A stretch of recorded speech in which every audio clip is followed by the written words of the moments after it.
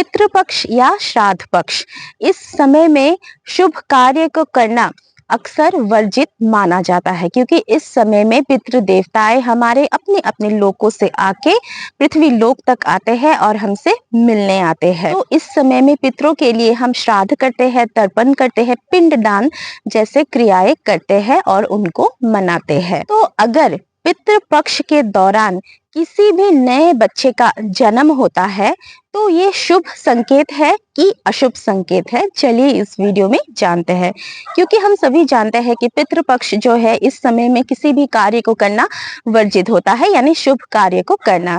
इसे इसीलिए श्राद्ध पक्ष कहा जाता है, क्योंकि इस समय हम गुजरे हुए पूर्वजों के श्राद्ध आदि करते हैं। तो अक्सर ये चिंता हमें आती ही होगी कि अगर इस समय में किसी भी नवजात शिशु का जन्म होना ये शुभ है कि अशुभ है। और आपको बता दूं कि मेरा जन्म भी पितृपक्ष के दौरान ही हुआ था।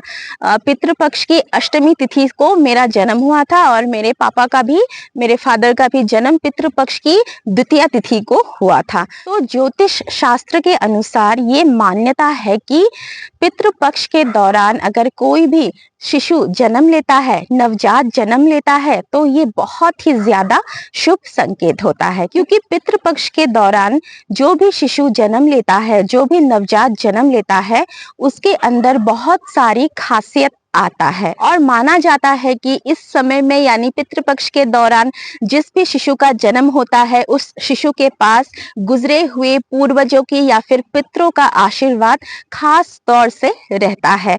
और कई कई मान्यता अनुसार ये भी माना जाता है कि पितृपक्ष के दौरान जो भी बच्चा जन्म लेता है ना, उसका जो फैमिली है, उनके जो पूर्वज है, गुजरे हुए पूर्वज है, उन्हीं की आत्मा किसी ना किसी प्रकार से नया जन्म लेके उस नवजात के रूप में जन्म लेता है उस परिवार में पितृपक्ष के दौरान। हालांकि ये माना जाता है कि पितृपक्ष के दौरान जो भी शिशु जन्म लेता है उनकी कुंडली में चंद्रमा कमजोर होता है, लेकिन विभिन्न उपाय से हम चंद्रमा को मजबूत कर सकते हैं। इस समय में जन्म लेने वाला बच्चा अपने परिवार के लिए सौभाग्य लाता है। साथ ही इस समय में जो बच्चा जन्म होता है ना, उस बच्चे की IQ लेवल यानी दिमागी जो लेवल है उसका, यानी बुद्धि बहुत ही ज्यादा तेज होता है।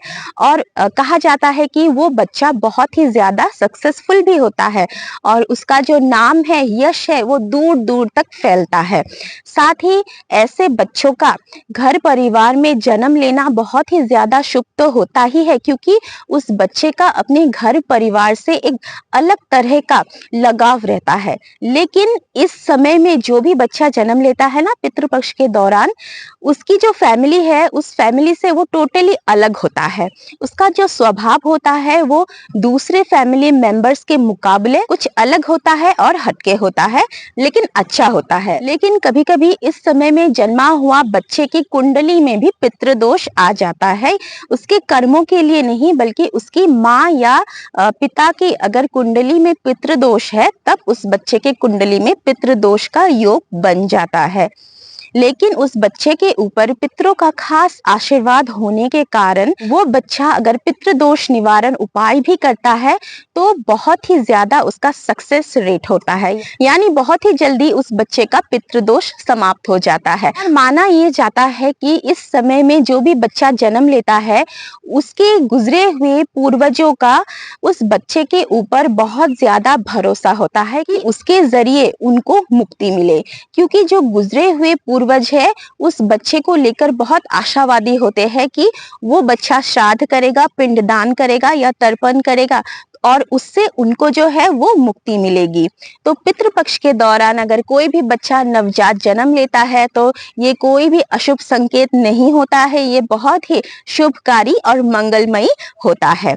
तो चलिए इस वीडियो से विदा लेते हैं, मिलते हैं अगले वीडियो में। धन्यवाद।